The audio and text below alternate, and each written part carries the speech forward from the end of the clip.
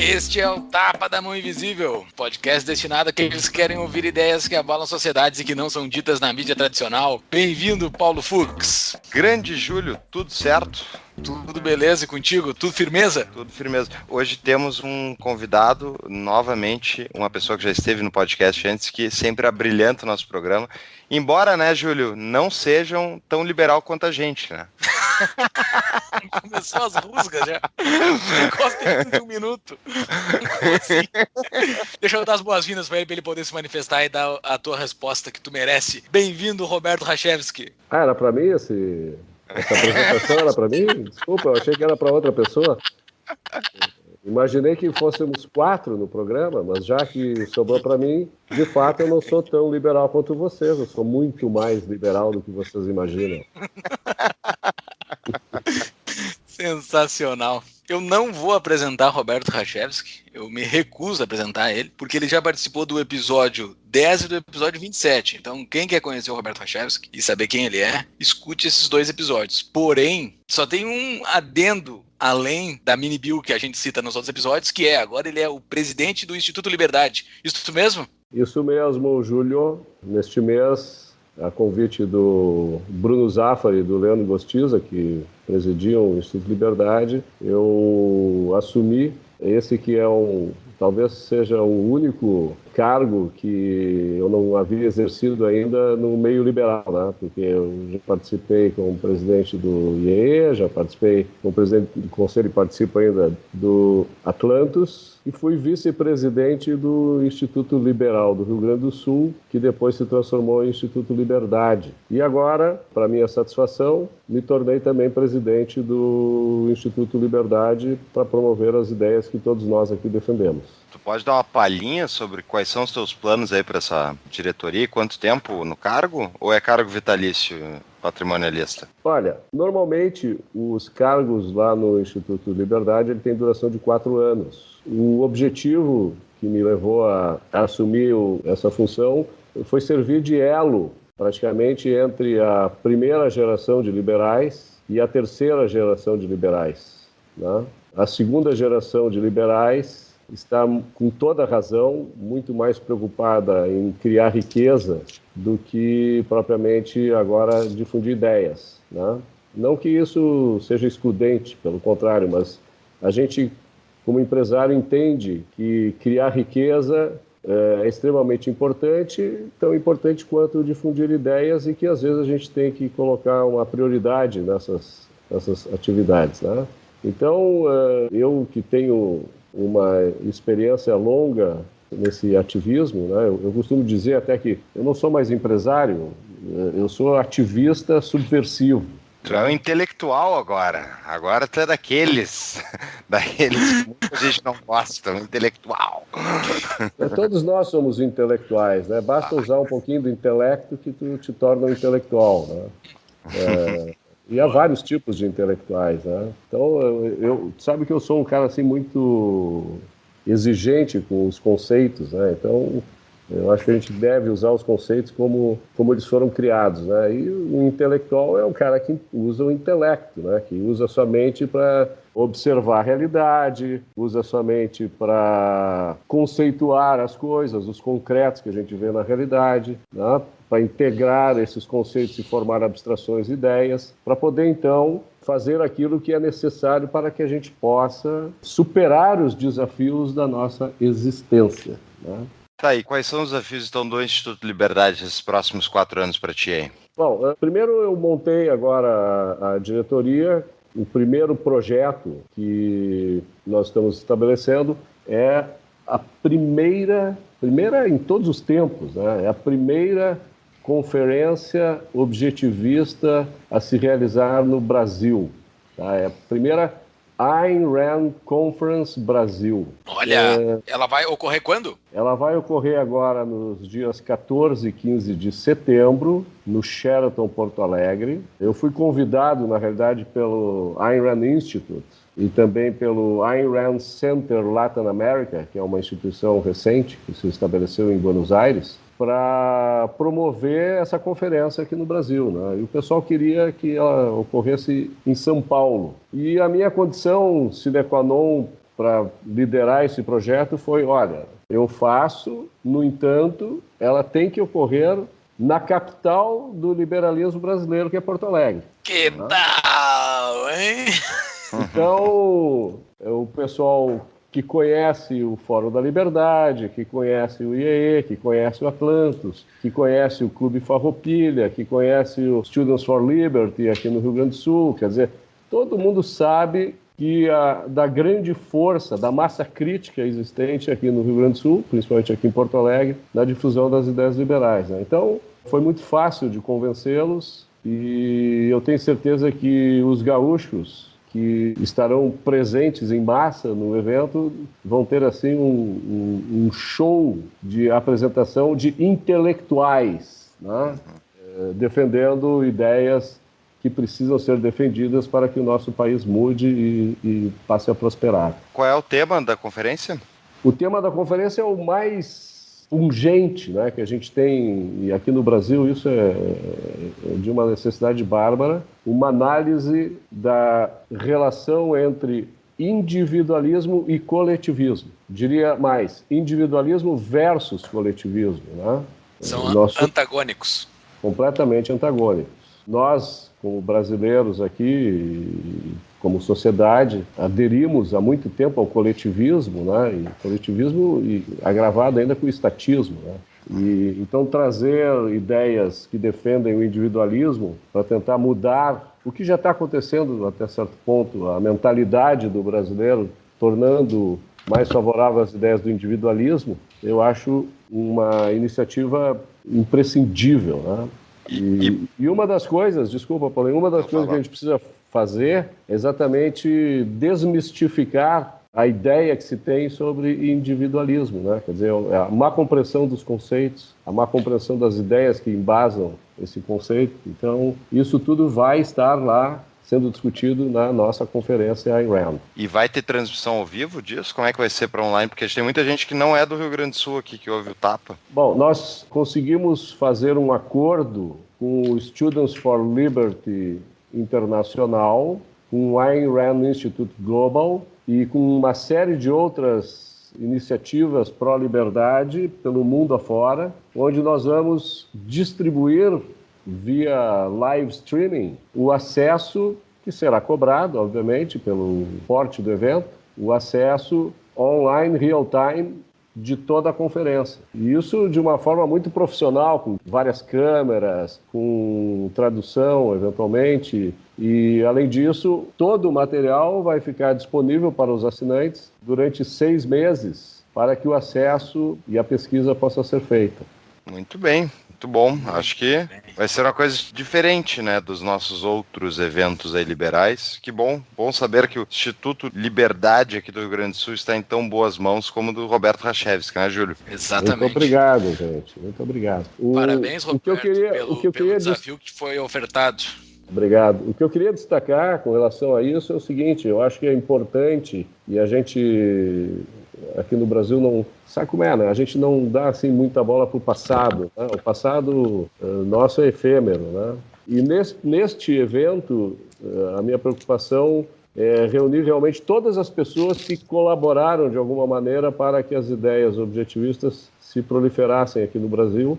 Virá para cá o Yaron Brook, que é o presidente do board do Ayn Rand Institute, que já é conhecido aqui dos gaúchos, né? Virá também o Tauts Fanny, que já participou também de uma palestra no Atlantos, que é o atual presidente e CEO do Ayn Rand Institute. Virão mais 5 filósofos intelectuais do Ayn Rand Institute palestrar, todos eles com mestrado, doutorado, enfim, gente de altíssima qualidade.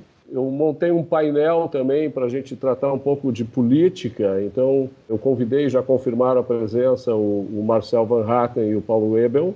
Muito bom. E o painel vai contar com a participação do Yaron Brook e do Onkar Ghati, que é o vice-presidente de conteúdo lá do Ayn Rand Institute. Quer dizer, é para a gente discutir bem como levar a ética para o contexto social através da política, como a gente não pode comprometer os nossos princípios, valores, ideais, né, na arena da discussão política, principalmente político-partidária, enfim.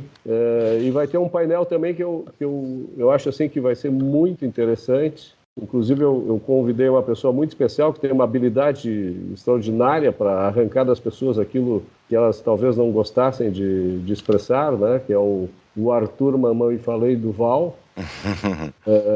Ele vai fazer a mediação e a entrevista de 4 empresários. Um é o próprio Tautz Fami, né? Que é um empresário de sucesso israelense, depois foi para os Estados Unidos, agora é o presidente e CEO do Ayn Rand Institute. O Winston Link, que todos vocês conhecem, também é um empresário de sucesso.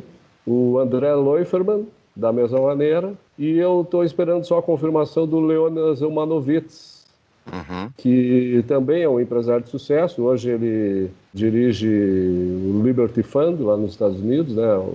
Alguém dedicado também para a difusão das nossas ideias. E os 3 eu convidei porque eles foram os fundadores de uma instituição pouco conhecida aqui, que se chama Ateneu Objetivista. O Ateneu Objetivista foi o responsável pela publicação dos livros da Ayn Rand na década de 80 e 90. E foi certamente um dos grandes difusores aqui das ideias do objetivismo no Brasil, né? Infelizmente, essa instituição não existe mais. Os 3, cada um seguiu, um foi morar na China, outro nos Estados Unidos, o André, que continua aqui no Brasil. Eu tinha uma mágoa muito grande comigo mesmo, não com eles, né? Porque eu me afastei do movimento liberal por uns 20 anos e foi nesse período que eles criaram o Ateneu Objetivista e eu não tive a oportunidade de participar. Mas agora eu estou tentando recuperar o esforço aí que não foi despendido, ou melhor, empregar o esforço que não foi despendido para alavancar o trabalho que eles, como pioneiros, fizeram na difusão dessas ideias. Muito bem, acho que vai ser uma bela de uma conferência e os dados vão estar no nosso show notes para todos acessarem, né? Tem ali onde comprar os ingressos, informações, o site do evento e vão ter as informações do streaming. Eu acho que com isso eu já dei uma bela introdução para o nosso tema de hoje, né? Que vai ser o que, Júlio? O que a gente vai discutir hoje com o Rachevsky? O que de fato é o objetivismo? O que de fato é isso? Do que ele se alimenta? Aonde que ele mora?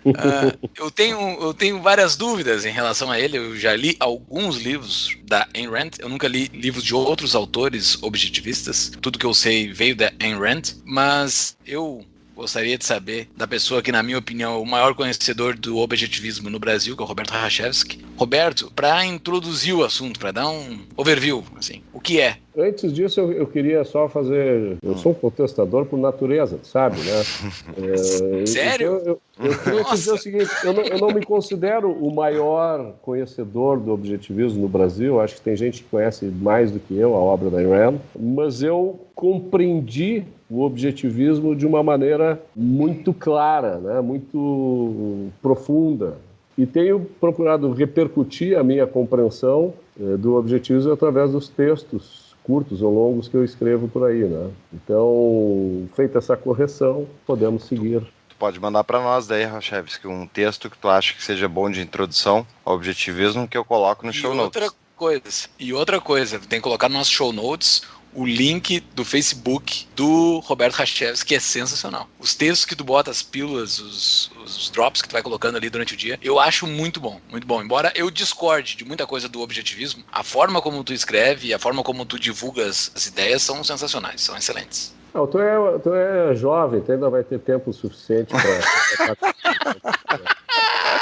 Além do mais, a quantidade de programas que eu tenho participado aqui com vocês, isso não vai demorar muito tempo, né?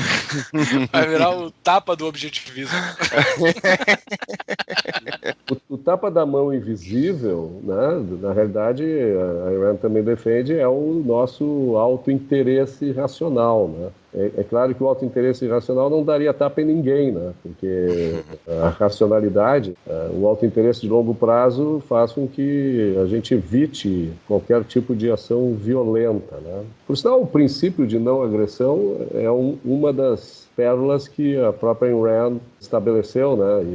E legou para todos aqueles outros seguidores que migraram para outras linhas de pensamento. Mas o objetivismo, a gente diz que é um ramo filosófico? Como é que a gente define o objetivismo? O objetivismo, ele é o que se chama de uma filosofia completa. Poucos filósofos desenvolveram esse tipo de coisa, né? O que é uma filosofia completa? A filosofia é um sistema que estuda a nossa vida na Terra, né? Que estuda a realidade, enfim, todas as consequências de nós estarmos vivos, né? De nós estarmos habitando este planeta. Uma filosofia completa, ela precisa atender 5 ramos: metafísica, epistemologia, ética, política e estética. E o objetivismo, ele tem respostas a todas as perguntas que esses ramos ou ciências filosóficas fazem, né? Por exemplo, na metafísica é onde estamos e quem somos, né? O objetivismo, ele tem um pensamento a respeito disso. Na epistemologia, a mesma coisa. Como eu sei que eu sei. Na ética, como eu preciso viver, né, para me manter vivo e para poder prosperar e ser feliz. Na política, como nós devemos nos relacionar no contexto social para levar aquela ética que eu elegi como a ética mais adequada, para que haja uma convivência que favoreça os princípios que nos fazem viver e viver para buscar a felicidade de cada um. E na estética, o objetivismo responde à pergunta de que maneira nós, que temos ideias na mente, podemos materializá-las para que as pessoas possam compreender a nossa visão de mundo, né? Que, obviamente, por estar na nossa mente, não é acessível a ninguém e passa a ser acessível a partir do momento em que a gente transforma isso numa obra artística, né? Seja um livro, seja uma escultura, seja um quadro, seja um filme, enfim. Então, o objetivismo, ele responde a todas essas questões de uma forma muito especial, bastante diferente de outras escolas filosóficas, e as respostas que o objetivismo dá para a filosofia me demonstraram que o objetivismo é a melhor escola filosófica que se pode imaginar para que o indivíduo possa viver bem enquanto está aqui na Terra, né? Vamos lá. Roberto, uma pergunta. Então, em cima da questão, eu acho que a pergunta já tem uma resposta óbvia pelo título da filosofia que tu acreditas que então será mais correta, né? Existe para ti, para o objetivismo, uma verdade absoluta? Pô, Fux, era a pergunta que eu tava na minha manga aqui, velho. Cara, impressionante, velho. Eu ia fazer essa pergunta agora. Me queimou uma. Tem que achar outra. Não só existe uma, como existem várias verdades absolutas, né? Vai depender do caso concreto para a gente analisar, né? Toda verdade é uma verdade absoluta, tá? Se não é uma mentira. Então, ok, tá, uma verdade absoluta, mas vamos lá. A gente consegue, nós seres humanos, conseguimos chegar na verdade absoluta? A gente consegue alcançar a verdade mais pura de todas? Tu está falando em verdade de uma forma abstrata, tá? É óbvio que a verdade é possível de se chegar, né? Nós temos todos os instrumentos para isso, nós temos a nossa capacidade de percepção, nós temos a nossa capacidade de fazer deduções lógicas a respeito daquilo que a gente está observando, nós temos a capacidade intelectual de criticar aquilo que a gente está percebendo, e essa relação entre a nossa consciência e a realidade, esta relação entre a consciência e a realidade é que dá o nome da filosofia da Ayn Rand de objetivismo, né? É que permite com que a gente busque a verdade a respeito dos nossos questionamentos. Tá, vamos lá. Tá, vou viajar aqui, mas tem gente que fala isso publicamente, né? Ele se discute, até algumas pessoas discutem. Enfim, eu duvido que seja verdade, mas vamos lá. E se a gente estiver, por exemplo, vivendo uma realidade simulada?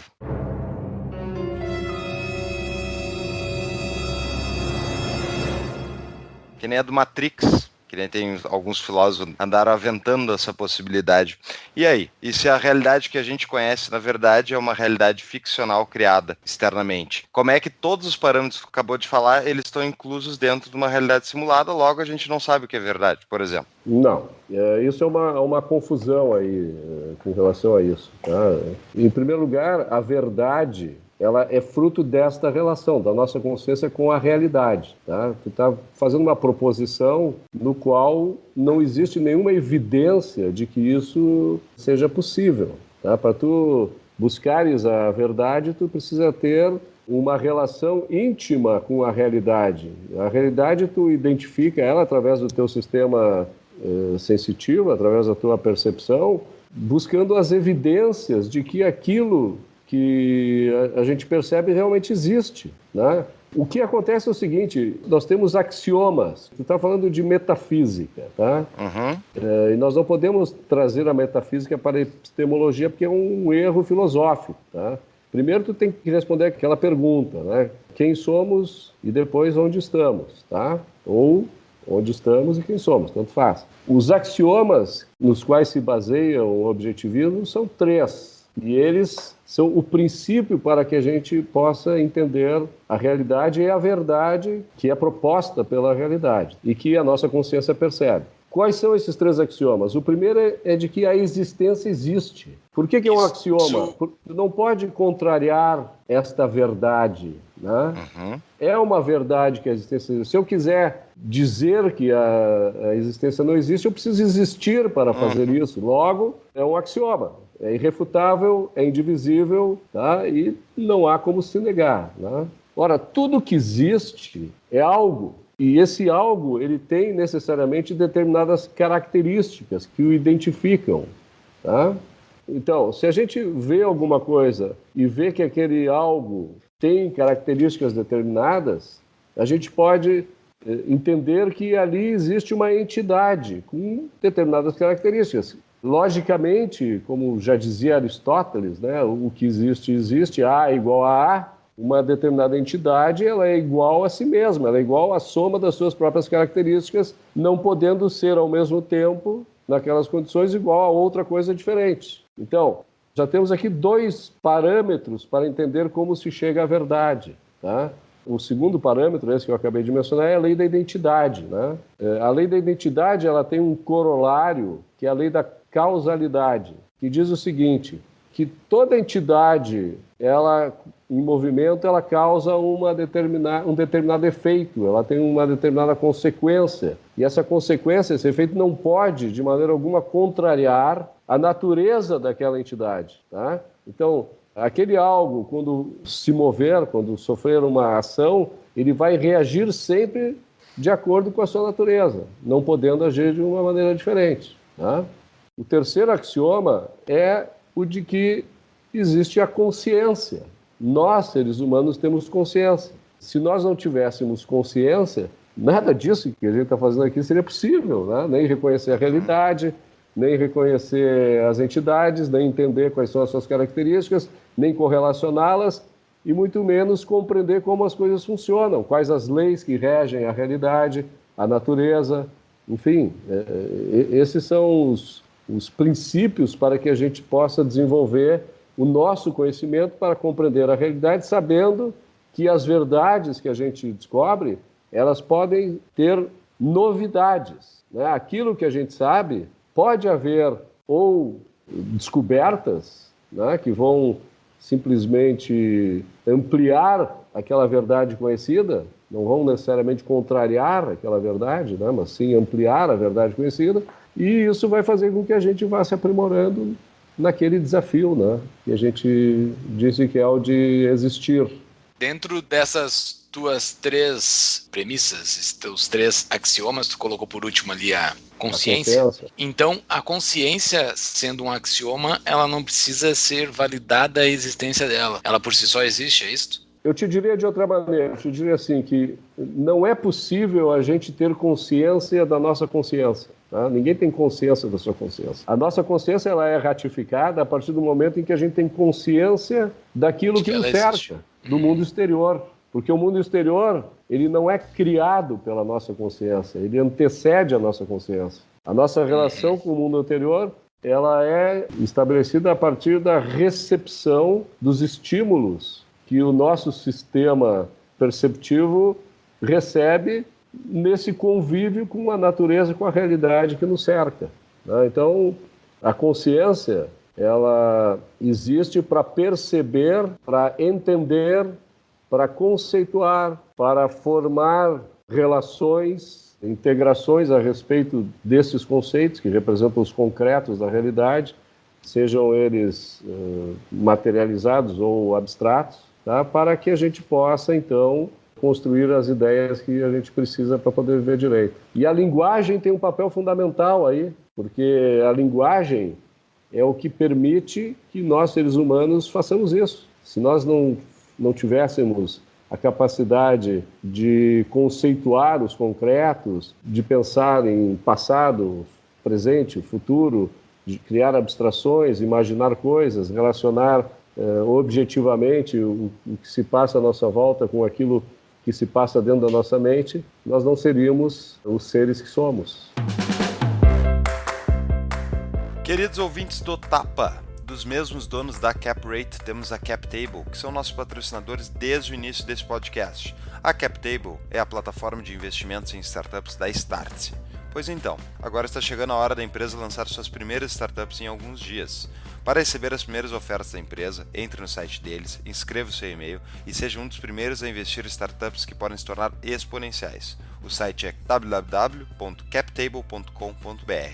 Se escreve CapTable, C-A-P Table, ou via site do Tapa que tem o link pronto para acessar. Eu já escrevi meu e-mail, e você? Uma vez eu ouvi um filósofo falando a capacidade da nossa consciência é a seguinte, né? Se eu te falar a seguinte frase, um macaco em cima de uma geladeira, eu falei uma frase e qualquer outro ser humano que fale a mesma língua que eu consegue saber o que eu estou falando. Isso é algo completamente doido, sem sentido, um macaco em cima de uma geladeira. Mas todo mundo consegue saber do que eu estou falando, pela simples frase, pela minha simples linguagem simplória e simples, e que eu consigo falar com vocês, você consegue imaginar algo, e isso é uma prova bastante empírica da existência da nossa consciência. Mas interessante, eu nunca tinha parado para pensar nisso, e a gente não precisa provar a existência da consciência, né? Foi bastante interessante essa tua argumentação. A simples tentativa de provar a existência da consciência já é prova da consciência. Exato. Da consciência, né? Muito legal. É por isso que é axiomático, entende? Exato. Faz todo sentido.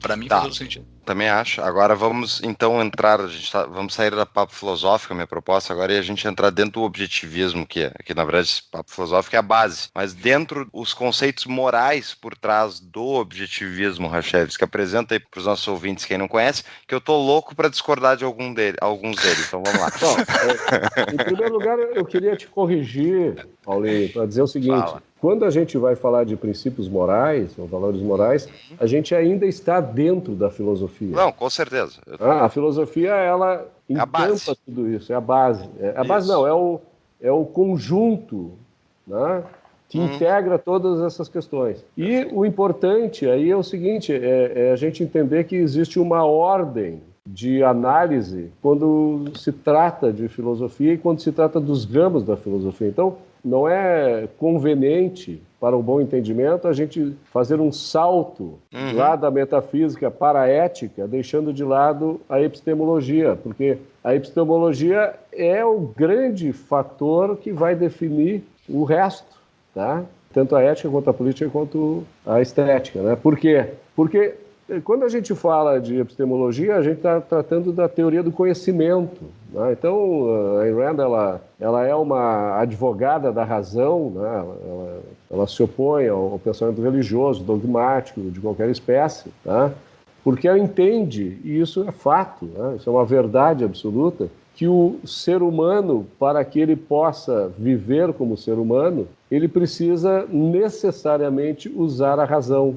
A razão é o nosso instrumento para adquirir conhecimento. Não há outra forma da gente adquirir conhecimento sem o uso da razão. Assim como a gente fala da linguagem, sem a razão a gente não construiria a linguagem, né? A linguagem é apenas um código audiovisual pelo qual a gente coloca a nossa razão em funcionamento.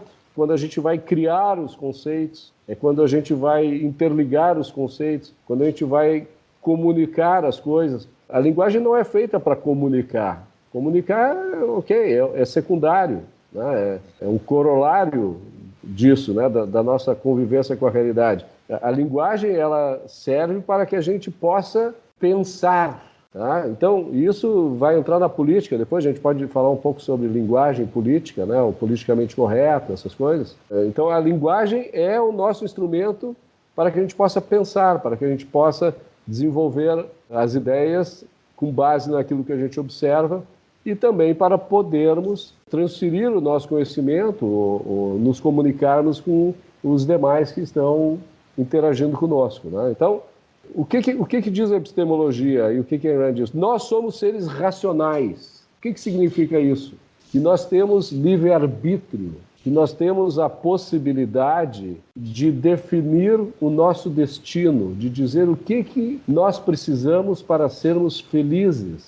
Como é que nós vamos julgar as coisas da realidade, como é que nós vamos lidar com as coisas da realidade, para que esta empreitada, viver para ser feliz, possa ser realizada, né?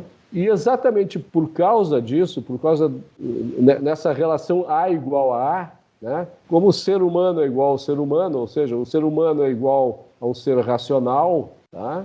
Então, nós precisamos ter uma ética compatível com a nossa natureza. E a ética essa é do autointeresse racional, ou seja, nós, seres humanos, por necessidade, por quê? Porque a epistemologia também diz isso. Nós não temos instintos. Tá? Nós, se formos largados no meio da floresta, nós vamos perecer, porque a gente não tem conhecimento, não tem habilidade, não tem força, não tem velocidade, não tem absolutamente nada para vivermos no meio da selva. Tá? Diferentemente de todos os animais que já são programados instintivamente para reagirem às suas necessidades, automaticamente. O instinto que os animais têm lhe dão a capacidade de agir, no entanto, não lhe oferecem a capacidade de negar-se a agir daquela maneira, coisa que nós, seres humanos, temos. Nós não temos instintos.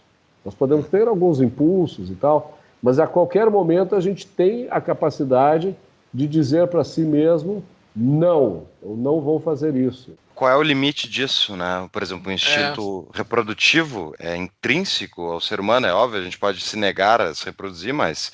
Isso não é instinto. Isso não é instinto. Não é instinto por quê? Porque tu não está programado para, mediante um determinado estímulo, agir incondicionalmente, inexoravelmente, de forma que tu não possa dizer para ti mesmo não, entende? Tu procria como ser humano porque tu quer, não porque tu é movido por um instinto qualquer estabelecido no teu sistema neuronal, né? o sistema nervoso, no teu cérebro. Então, acho que é discutível isso aí. Acho que é discutível. Tem muitas mulheres que diziam que não queriam ter filhos e acabam querendo ter filhos depois. Uma questão biológica, muitas vezes o útero se manifesta, a mulher quer ter filho. Homens também acontece isso. Homens não querem ter filhos, não querem ter filho e acabam tendo filho. Vira uma chave. Aí houve uma mudança de mindset, né? Houve uma mudança de vontade. Tu não tem filho porque tu não quer, né? Assim como tu pode, sei lá, vamos falar de sexo, então, tá? Em vez de ter filho, vamos falar de sexo, né? Exato. Ora, isso é o instinto que move para a reprodução. Não é um instinto. Não é um instinto. O desejo sexual, ele é um estímulo, um impulso, mas não é instintivo, porque instintos necessariamente são ações programadas das quais tu não pode voltar atrás, tu não pode desistir, tu não pode ir contra. Isso é um instinto, tá? E nós, seres humanos, não somos dotados deste tipo de aparelhamento cognitivo, vamos dizer assim, tá? Nós temos o poder de decidir se nós vamos fazer sexo ou não. É claro que há aqueles que não conseguem conter isso, né? Agindo de que maneira? Agindo irracionalmente, né? E exatamente por agirem irracionalmente, é que essas pessoas, elas são, ou deveriam pelo menos ser segregadas da sociedade, né? Porque, afinal de contas, nós vivemos uma sociedade de seres racionais. Tá, não, peraí. Quando o cara age irracionalmente, então, daí ele não. Quando ele tá, na verdade, agindo em cima do que eu consideraria do seu instinto, daí tu considera que ele é, na verdade, um ser irracional. Mas Não, ao mesmo não tempo, foi todos isso os que eu seres falei. humanos são racionais. Não foi isso que eu falei. Então, O que eu falei, tu está fazendo uma lógica invertida e inadequada. O que eu disse é o seguinte: há seres que agem irracionalmente, tá? Há seres que agem como se tivessem instintos. Tá, mas por que não então? Tem a capacidade, ou emocional, ou intelectual, ou cultural, de agir de forma diferente. É uma questão de conhecimento, é isso? É uma questão de entendimento, é uma questão de ética, é uma questão moral, é de virtude. Tá? Qual é a virtude aí? É a virtude da racionalidade, tá? Que a pessoa carece. Que advém da consciência. Qual é a virtude da racionalidade? O que ela diz? Ela diz o seguinte, que nós, seres humanos, somos seres racionais, que nós temos livre-arbítrio, que nós podemos decidir o que quisermos a respeito das nossas ações, que todas as nossas ações são antecedidas por ideias e que essas ideias elas precisam atender determinados preceitos. E esses preceitos são os preceitos éticos que nos fazem ser seres humanos racionais, né? Ou agirmos só nós como temos tal. isso? Só nós quem? Seres humanos. Bom, isso é um dado metafísico, né? Não, mas a existência porque eu fiquei na existe, dúvida, né? da tua definição de instinto. A tua definição de instinto ali eu já fiquei com alguma dúvida, porque tu falou que é algo que não consegue bloquear, é algo que tu tem um desejo intrínseco que tu não consegue dizer não, que o animal tem e nós não temos. E daí ele vai nesse instinto dele em direção a algo e não consegue dizer um não no meio do caminho.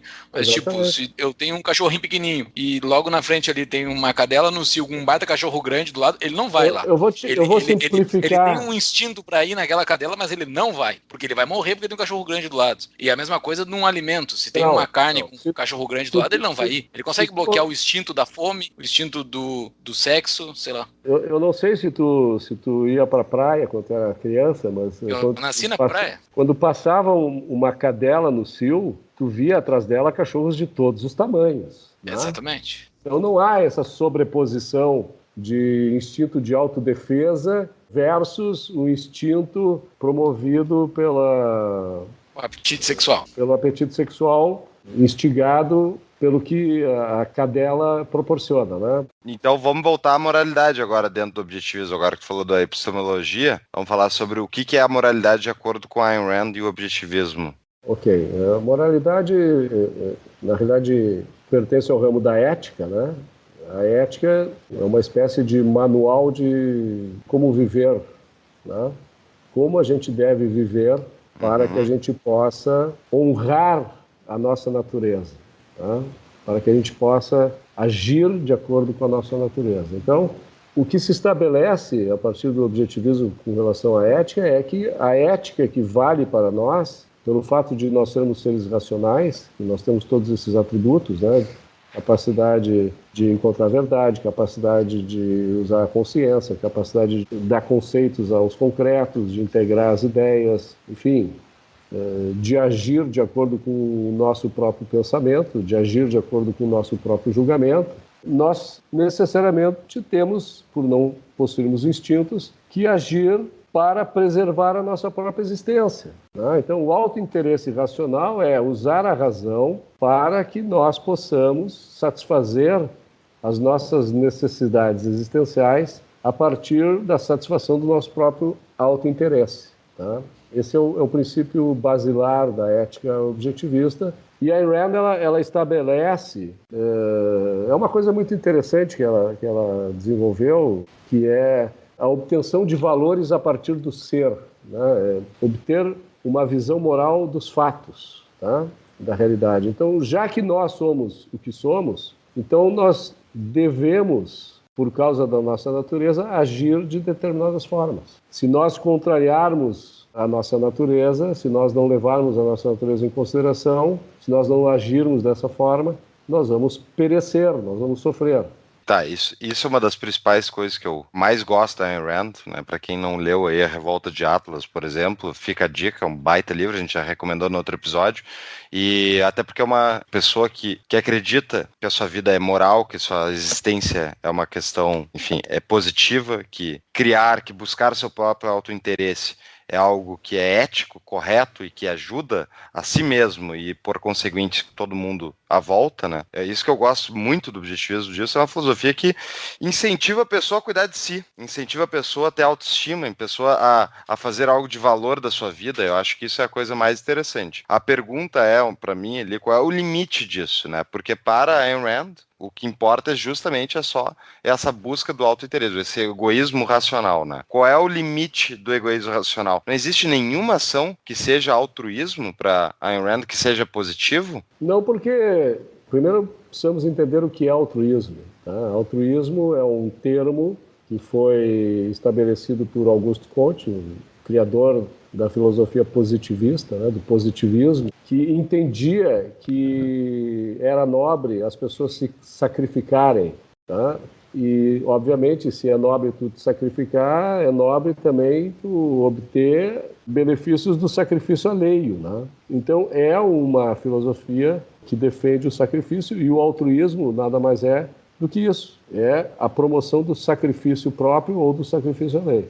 A Ayn Rand pensa exatamente o contrário. Inclusive tem aquela máxima dela, né, que juro pela minha vida e por tudo que eu amo e tal, que eu jamais vou viver em função de outro homem, jamais vou fazer com que outro homem viva em função de mim. Né? Então, eu não vou me sacrificar, porque isso é imoral, e não vou sacrificar os outros, porque também é imoral, por razão lógica. Né? Então, o que é o autointeresse racional? Nada mais é do que tu realmente criar as condições necessárias de forma livre, tá? Para que tu alcance os valores que tu entende são aqueles valores necessários para tu promover a tua vida e a tua felicidade. Isso, segundo o objetivismo, significa dizer o seguinte, que até mesmo se tu fores dar algo para alguém, se tu fores dar amor, se tu fores dar coisas, se tu fores dedicar o teu tempo ou a tua vida para alguém, se isso não implicar para ti um sacrifício, tá? Então isso é válido. Caridade pode ser válido, mas é algo que não é essencial. Tá? Por que isso? Porque quando tu fala em valores, e a teoria de valor objetivista ela é clara, né? Quando tu fala em valores, tu tem que pensar sempre, inexoravelmente, a questão valor para quem e valor para o quê. Isso é a visão objetivista de valor. Quer dizer, sempre quando se fala em valor, diferentemente da visão intrínseca de valor ou da visão subjetiva de valor, tu tens a ideia de que valor está relacionado com a realidade, né, para o quê, e com a tua consciência, né, com o sujeito. Para quem? Né?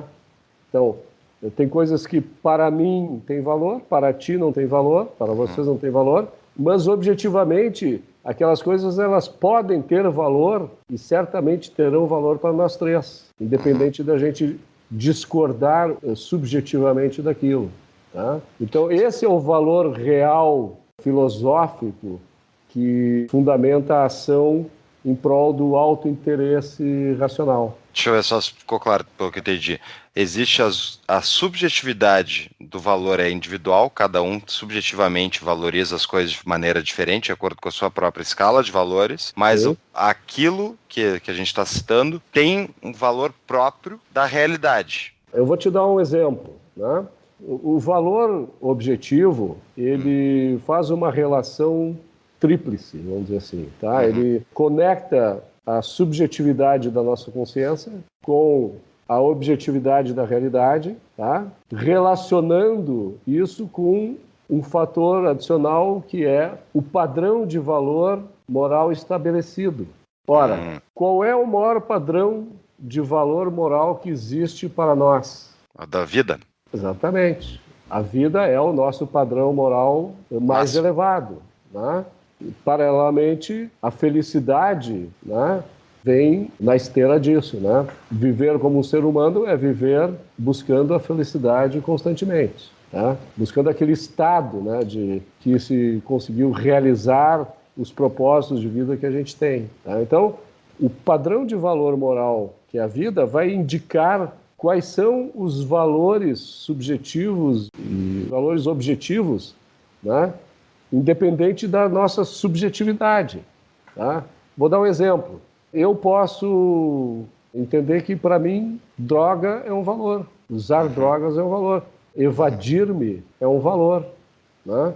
Tu pode achar isso imoral e vai achar com razão, porque evadir-se é algo que vai contra os desafios da nossa existência, né? Quanto mais consciência a gente tem, quanto mais conhecimento da realidade a gente tem, quanto mais a gente foca a nossa mente para aquilo que é interessante para que a gente possa ter uma vida melhor, mais moral é a nossa ação. Então, drogar-se é imoral, porque faz com que a gente se evada da realidade, ainda que a gente tenha prazer eventual, enfim. Agora eu me lembrei que a gente estava falando, que eu disse que tinham coisas que poderiam ser facilmente demonstradas para ratificar a questão do instinto, né? Os animais irracionais que vivem por instinto, eles reagem à dor e ao prazer sempre da mesma maneira. Tá? Qualquer animal que sentir dor vai reagir de uma maneira. Qualquer animal que sentir prazer vai reagir de outra maneira, mas da mesma forma. Tá? Nós, seres humanos, somos capazes de não reagir instintivamente, como a gente está usando o termo aqui, a dor é o prazer. Tá? A gente pode suportar a dor quando a gente sabe que o resultado desse esforço, desse sofrimento, vai nos trazer benefícios. Tá?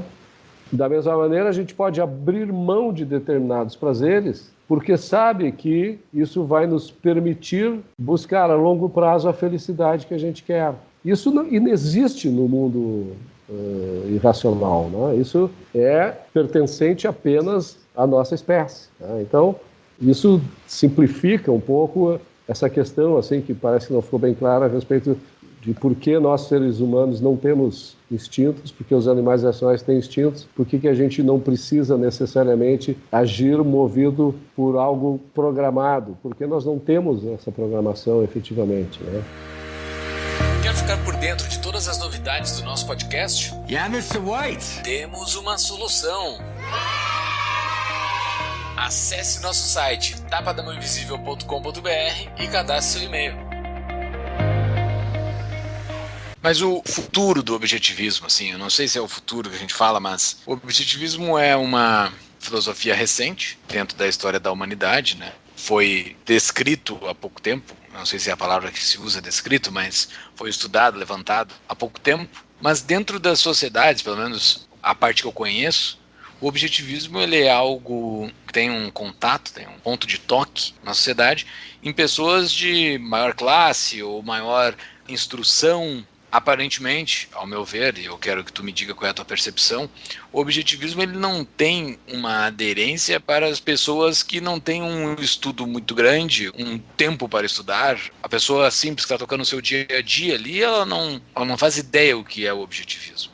E não sei se é antagônico ou não, mas do outro lado do objetivismo tem a crença religiosa, né? Isso tem uma aderência muito grande nas pessoas simples, nas pessoas que não têm o estudo da filosofia ou algo assim, como é que a gente pode se definir? Qual o futuro do objetivismo? Ela vai conseguir penetrar em outras classes? Ou a sociedade tem que ficar rica primeiro para depois o objetivismo penetrar? Bom, eu tenho uma análise diferente disso. Eu só queria concluir a parte da ética, se vocês me permitirem. Aí a gente vai nesse aspecto, tá? E aí, isso inclusive vai servir de base para a resposta desse teu questionamento. O objetivismo diz o seguinte, tá, que são necessárias 7 virtudes para que a gente possa realmente desenvolver uma vida como seres humanos com o intuito de buscar a felicidade. Não garante que a felicidade seja obtida, mas certamente sem essas virtudes, obter a felicidade fica muito mais difícil. A primeira virtude é a da racionalidade. É isso, é entender que nós, seres humanos, precisamos usar a razão para viver. Não é ser onisciente, que ninguém é, não é estar certo o tempo todo, que ninguém está. Seria desumano, né, a gente pensar em onisciência ou agir sempre de forma correta. Tá? O que a gente precisa entender com relação à racionalidade é que nós precisamos pensar, nós precisamos perceber, nós precisamos entender como a realidade funciona e a nossa razão que permite e propicia isso. Tá? Então, essa é a primeira questão. A segunda questão é sermos honestos. Honestidade é fundamental. Honestidade no sentido de não perverter a realidade, né? De não se evadir da realidade e também não falsear a nossa própria consciência. Tá? Nós fazemos parte da realidade. Então, assim como a gente tem que ter o conhecimento o mais absoluto possível a respeito da realidade, das coisas da natureza, das abstrações que a natureza e a realidade propiciam, nós precisamos ter conhecimento de si próprios. Né? A gente não pode se enganar, né? Sob pena de incorrer em erros que serão provavelmente irrecuperáveis. Tá? A terceira virtude, que é muito importante, é a da produtividade. Nós precisamos nos manter materialmente. Não só porque se a gente não obtiver as coisas que a gente precisa para se manter, a gente vai perecer, e a gente tem que entender que tudo na natureza, tudo que o ser humano precisa, ele precisa criar, ele precisa agir, ele precisa criar, sob pena de não ter o que é necessário para que ele possa sobreviver como ser humano, né?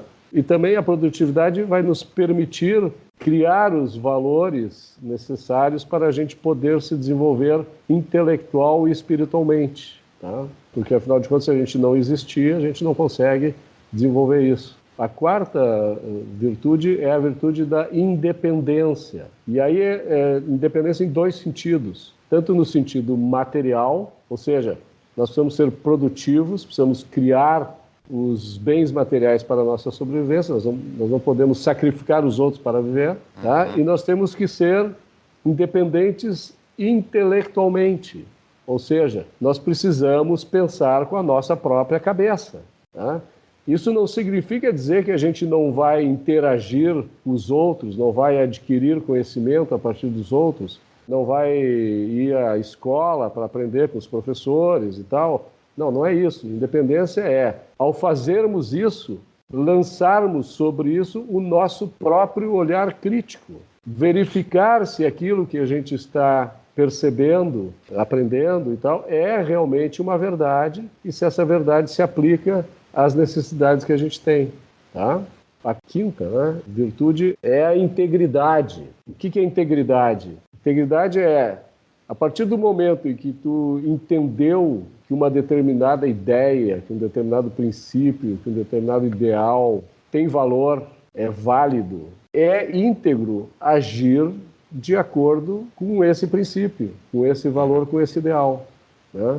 Isso é ser íntegro, é não trair aquilo que se entendeu um dia, a não ser que se prove falso, que aquilo era uma realidade, era uma verdade que a gente deveria seguir na vida. Né? Vamos para a sexta, que é a justiça. A justiça significa o quê? Dar valor àquilo que se está avaliando de acordo com o seu merecimento. Tá? É julgar o que se está julgando conforme o que está sendo julgado merece. Isso é válido tanto para as coisas, ou seja, quando a gente fala em teoria do valor objetivo, né? Nós vamos dar valor justo para aquilo que vai nos retribuir para que a gente possa manter a nossa vida e prosperar em busca da nossa felicidade. Tá?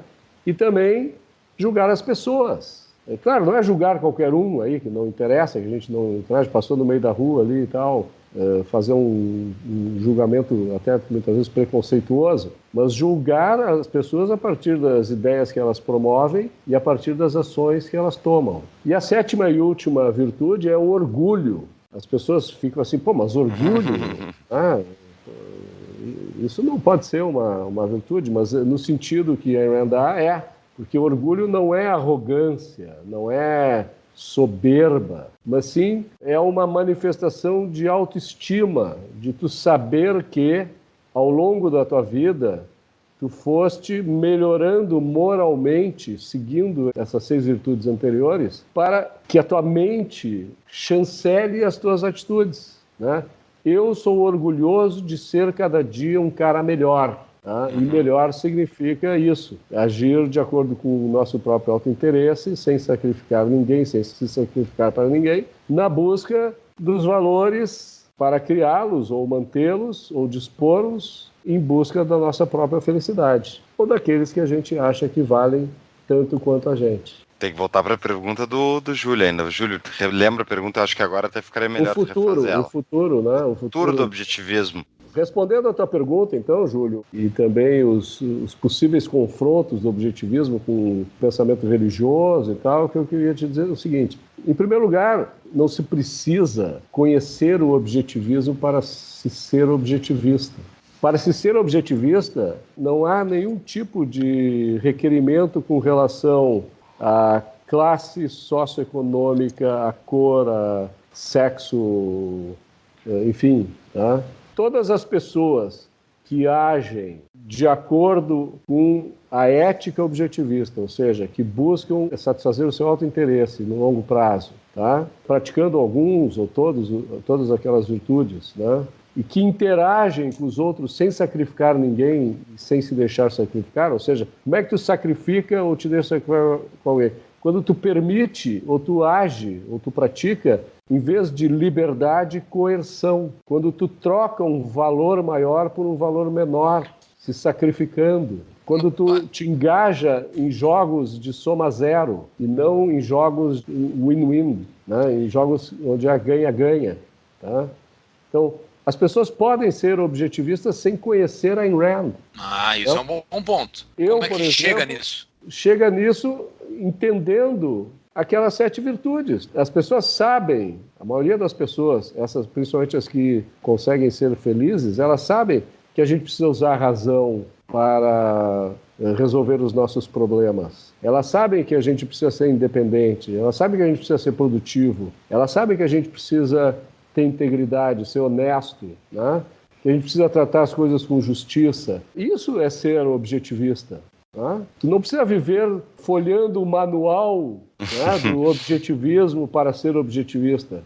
Basta tu ser racional, basta tu agir em prol do teu próprio interesse, sem sacrificar os demais. Isso é suficiente. Qualquer pessoa pode fazer isso. Mas deixa eu fazer um gancho em cima disso aí. Lendo a Revolta de Atlas aí, tem um personagem, eu não quero dar spoiler, né, mas tem um personagem, enfim, do livro, que é um personagem secundário, que ajuda a personagem principal ao longo do livro inteiro, e no momento final ele é deixado a sós por ela e tal, para perecer. Então, aí entra meu conflito com o objetivismo, que eu concordo 100%, a gente não deve se sacrificar pelos outros. Primeiro a gente tem que cuidar de si, né? Eu já falei a frase, a situação que eu gosto muito, que é aquela do avião, quando o avião tá caindo, né? Primeiro põe a máscara de oxigênio em si, depois na criança, né? Porque não adianta tu botar na criança, depois no meio do processo tu vai acabar o teu oxigênio. Então primeiro cuide de si para depois poder cuidar dos outros. Agora, não existe nenhuma medida de que tu tenha alguma obrigação ética de tentar ajudar os outros se tu já conseguiu salvar a si, digamos. Eu entendo que tu não tem nenhuma obrigação, eu acho que tu não tem que ter essa obrigação, mas ao mesmo tempo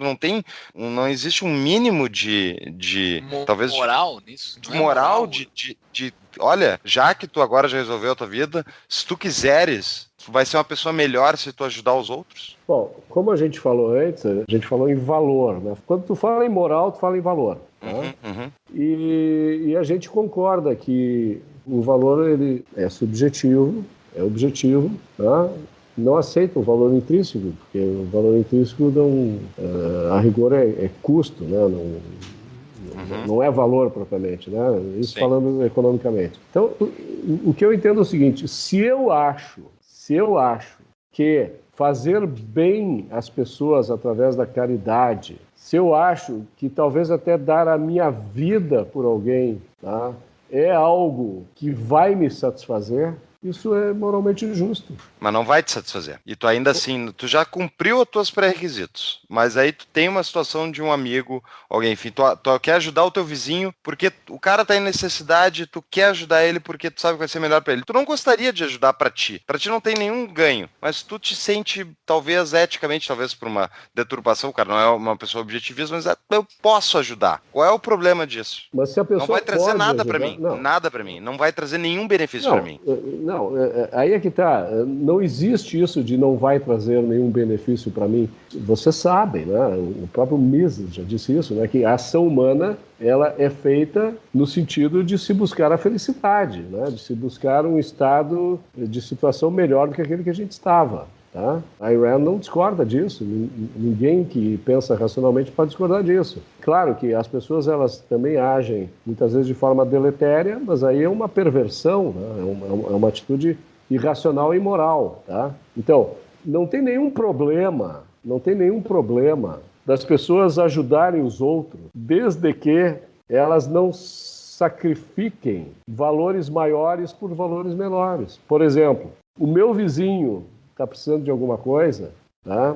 E vem me pedir, se eu não tiver condições de ajudá-lo, porque eu vou me sacrificar de alguma maneira, vou ter que tirar o meu filho do colégio, ou, enfim, vou passar por uma necessidade qualquer, é imoral tu ajudar, entendeu? Agora, não há moralidade na ajuda, a não ser no sentido de que, no momento em que tu ajuda alguém, seja de forma material, dando dinheiro, ou dando comida, ou dando abrigo, ou seja, de forma intelectual, transferindo conhecimento, dando estímulo emocional, e aí seria mais espiritual, e a gente pode falar de religião aí até, Júlio. A gente vai necessariamente estar recebendo em troca um valor. Não é material, mas pode ser intelectual. Ganha um afago, nego. Olha só, eu ajudei aquele cara, eu me senti top agora. Pode ser isso? Uma remuneração? É uma remuneração. Não, isso sim, eu tô dizendo que o cara não sentiria nem isso, entendeu? Mas tu tá fez altruísmo, não publicizou, enfim, tu não te importa pessoalmente. Ele não fez altruísmo. Ele faria altruísmo se ele tivesse sacrificado, ou se ele estivesse sacrificando alguém. O termo correto aí seria feito uma caridade ou uma benemerência, né? Entendido. Então, a benemerência e a caridade não são valores morais. Ninguém pode ser julgado negativamente por não ajudar alguém. Tá? E também não é um sinal de nobreza tu ajudar os outros. Vamos pegar um exemplo fácil aqui do Bill Gates. O Bill Gates ajudou a humanidade. Alguém discorda disso? Acho que é impossível discordar disso. Tem alguém que tenha ajudado mais a humanidade do que o Bill Gates ou o Steve Jobs, ou esses caras que revolucionaram o mundo com os seus softwares e hardware? Mas um desavisado que está ouvindo a gente agora está pensando que eles ajudaram a humanidade fazendo caridade na África. Mas não, diz para eles por que eles ajudaram a humanidade. Eles ajudaram a humanidade porque eles criaram, para proveito próprio, valores necessários, tipo softwares, tipo iPhones, enfim, instrumentos para que a gente pudesse melhorar de vida. Então, esses caras nos ajudaram a humanidade, assim, tiraram bilhões de pessoas da miséria, da pobreza. Tá? Isso é fato. Né? Agora, quando se fala em Bill Gates e se acha ele um cara sensacional, a maior parte das pessoas vê ele como um cara sensacional apenas a partir do momento em que ele passou a doar a sua fortuna ou promover o bem-estar de populações pobres na África e tal, através dos investimentos em saúde que ele passou a fazer. Quer dizer, aquela ideia do give back, né, que o empresário tem que dar de volta porque a sociedade o fez rico, isso é uma mentira. Presume-se que ele tirou alguma coisa, na verdade ele agregou coisas, ele agregou emprego, renda, um monte de coisa, daí o cara tem que devolver o quê? Não tirou nada, ele criou coisas. Não, mas a riqueza dele foi obtida a partir do momento em que ele entregou antes valores que as pessoas queriam. Né? O Steve Jobs ganhou o seu primeiro dólar a partir do momento em que ele entregou o primeiro iPod, né? O primeiro iPhone, sei lá. Foi o primeiro Macintosh. Né? Quer dizer, houve uma troca, né? Valor por valor, e ninguém está devendo nada para ninguém. Tá? O fato do Bill Gates O Steve Jobs, por exemplo, nunca fez caridade, né? Não, tu sabe que dizem que ele fazia anonimamente, esse é o interessante. Eu li uma reportagem muitos anos atrás num jornal americano que dizia que um hospital lá na região dele tinha ganho uma mega doação anônima e ninguém sabia de quem era, que até achavam que era dele, mas ele não queria ser revelado. Bom, isso é caridade, o resto tudo é publicidade. Que frase. Mas então, enfim, eu concordo mas contigo. Falando da religião agora, o que acontece? Religião é religião, filosofia é filosofia. Isso Tomás de Aquino já dizia, né? São Tomás de Aquino, que trouxe Aristóteles. Por sinal, a filosofia da Ayn Rand, que ela criou, ela é uma filosofia aristotélica. Ela se baseia nas ideias de Aristóteles. E ela mesma diz o seguinte, sobre filosofia existem 3 As que são fundamentais. Aristóteles, Aquinas, que é São Tomás de Aquino, e Ayn Rand. Ela mesma falava isso. O que eu concordo com ela 100%, porque ela conseguiu integrar 2.500 anos de filosofia num sistema, numa filosofia própria que cumpre todos os ramos de uma forma brilhante. Com relação à religião, vamos pegar São Tomás de Aquino. O que dizia São Tomás de Aquino? Tudo que a realidade explica é do campo da filosofia. Tudo que a realidade não explica é do campo da religião. Tá? Se houver um conflito, vale a filosofia, vale a realidade. Tá? Então, o que significa isso? Significa que nós, seres humanos, precisamos de racionalidade. Nós precisamos usar a filosofia, nós precisamos usar a razão. Nós não podemos, para viver, usar a fé, usar dogmas. Não existe revelação, não existe preceitos religiosos que guiem adequadamente a nossa vida na Terra. Nós precisamos usar a razão para nos relacionarmos com a realidade. Agora, o objetivismo não diz assim, olha, ninguém pode ter religião. Claro, as pessoas têm religião. Né? Tu tem que aceitar que as pessoas têm a liberdade de consciência. Isso faz parte, né? Inclusive, da questão da política, né? Que nós não chegamos a entrar, que é aquela que faz com que as pessoas se relacionem no ambiente social com os seus direitos individuais, entre os quais a liberdade de consciência está incluído, seus direitos individuais intactos. Imagina o seguinte, a gente vive numa ilha, isolado. Né? Nós somos livres para fazermos o que quisermos. Nós precisamos de ética, né? Nós precisamos usar a razão para lidar com aquele ambiente que nós estamos. Nós precisamos de ética para poder sobreviver. Mesmo vivendo isolados, nós precisamos de ética. Qual é a ética? O autointeresse racional. Nós precisamos agir para criarmos os valores necessários para nos mantermos e buscarmos a nossa felicidade. Nem que seja um barquinho, né, para ir embora de lá. Né? E não tem ninguém, não há política numa ilha isolada, porque não tem ninguém, só tem a gente. Ninguém vai nos impedir de fazer isso, né?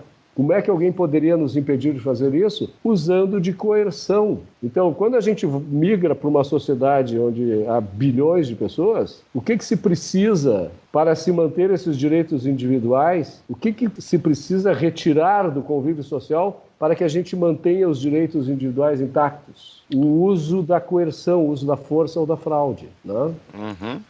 E a partir daí, então, a gente realmente consegue ter uma vida digna como ser humano racional que nós somos. Porém, nós falamos aqui que há pessoas que não agem racionalmente sempre.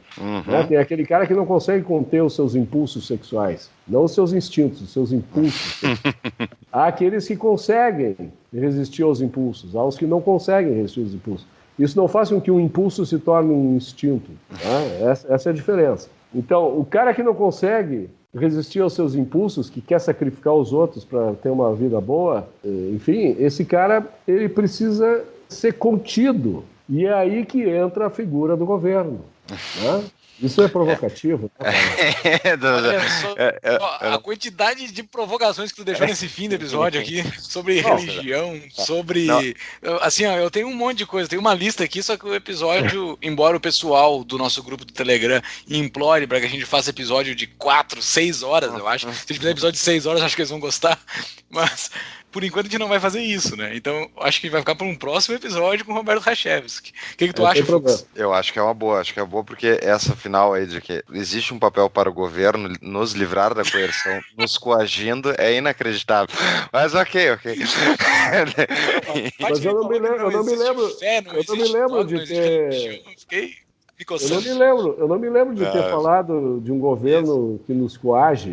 Sim, porque pelo menos eu digo o seguinte, o objetivismo e isso que o Roberto está defendendo é um governo financiado voluntariamente. Daí realmente é uma questão muito diferente do Estado que muita gente imagina aí que é necessário. Talvez tu fique feliz se a minha última fala for dizer que nós, objetivistas, entendemos que imposto é roubo, né? Óbvio. Agora sim, não, já sabia. Sensacional. Perto dos nossos. Não, essa frase nos abraça, né? A gente fica abraçado nela. Ô Fux, o nosso grupo Telegram, que é sensacional, como é que faz pra entrar lá? Quem não entrou ainda no apoia.se/Tapa da Mão Invisível e não está contribuindo com o programa, está sendo um free rider, né? Então, diga-se passagem aí. Sinta-se um pouco culpado, não acha, Roberto? As pessoas têm que se sentir um pouco culpado por não estar contribuindo com o serviço. Elas têm que fazer uma caridade. Eu não... Mais uma coisa aí pra gente deixar pra depois, tá?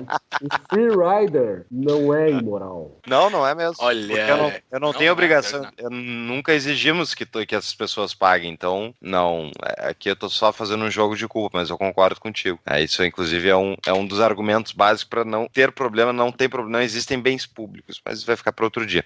Eu acho que, Roberto, uma aula de objetivismo que a gente comentou num trecho aí que eu acho que vai cair fora na gravação. Eu vou ter que ouvir esse episódio umas 3 vezes, falando de tantas coisas muito profundas. Bem interessante, eu gosto muito do objetivismo. Eu ainda tenho um pé um pouco atrás, mas eu acho que talvez seja questão de tempo. Mas eu vou botar um artigo que eu li antes do episódio, né, para me preparar, do Roger Scruton, que está no Spectator, cujo título é Altruísmo e Egoísmo, e vai estar lá no nosso show notes para vocês pegarem um contraponto aí ao que o Roberto falou, de uma pessoa que sabe bem mais que eu e o Júlio. Roberto, tu tens uma dica de livro para nos passar? Tu já passou várias, né, durante o episódio aí, mas... Eu tenho um desses, A Virtude do Egoísmo. Exatamente, eu queria dizer. Sensacional, eu li. A Virtude do Egoísmo não só explica claramente isso que eu tentei transmitir para vocês, como ainda explica também como funcionaria um governo sob essa ideia objetivista de sociedade, né?